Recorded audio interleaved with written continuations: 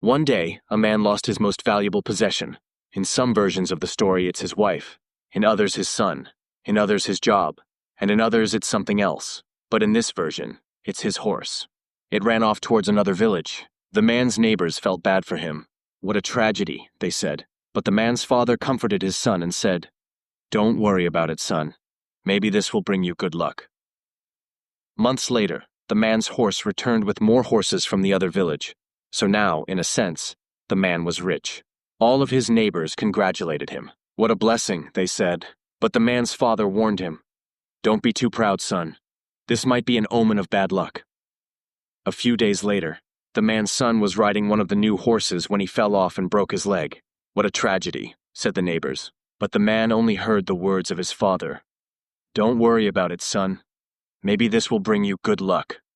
Months later, all of the young men in the man's village had to go to war, but his son was excluded due to the injuries he had received while riding the horse. So the man was incredibly grateful because 9 out of 10 of those young men died in the war.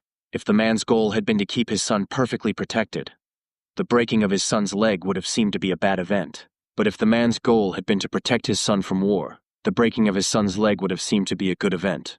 But if the man's goal had been to protect his son from physical injury, the breaking of his son's leg would have seemed like a bad event at first, but a good event later, because the broken leg prevented his son from suffering even greater physical injuries in the war.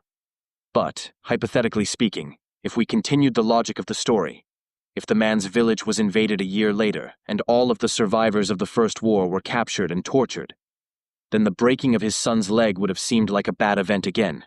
Therefore, we can never truly tell if an event that happens to us is good or bad. We perceive an event as bad when it prevents us from achieving our goals.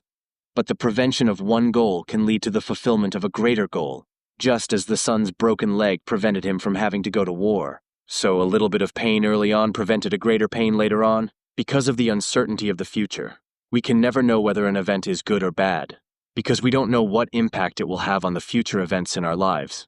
When the man's horse first ran off, he didn't know that it would lead to him having more horses, which would lead to his son breaking his leg, which would lead to his son not having to fight in a war. And still, he doesn't know what effect his son not fighting in the war will have on both of their futures. And even when the man is on his deathbed, he will not know whether any of the events of his life were objectively good or bad, because he does not know how the events of this life may affect the events of his next life, if a next life exists, that is. And yet, in some sense, if he follows his father's advice, it doesn't even matter. When seemingly bad events happened to the man's father told him to believe that something better would come from it. Presumably, this prevented the man from sitting around and crying about his fate, playing the victim and wasting his time. Rather, he productively moved forward with his life, and quite possibly, he might have even been happy, as he may have been anticipating the good luck that was still to come his way. And when seemingly good events happened to the man's father told him to believe that it might lead to something bad. Presumably, this prevented the man from being attached to whatever he might have gained in life. And so if he ever lost it, he would be able to let it go and not feel horrible.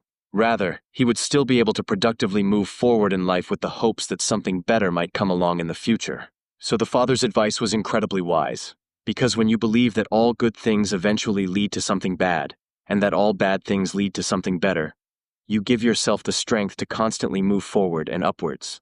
Nothing can keep you tied down or restrained from progress. You begin to see the entire world as conspiring in your favor, as constantly leading you towards something better. And this is no mere delusion. Because firstly, what you want to happen in life, aka your goals, are subjective. You get to choose them. Secondly, what actually happens in life, aka the outcomes of reality, are objective. They happen based on the laws of nature. Thirdly, frustration happens when the outcomes of reality deviate from your goals.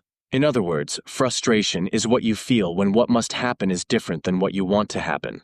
So finally, if you follow the logic, frustration is the true mark of delusion, because it means that you think your desires are more important than the laws of nature, that what you want to be the case is more important than what must be the case. To be without frustration is a sign of enlightenment, and the best evidence of that is the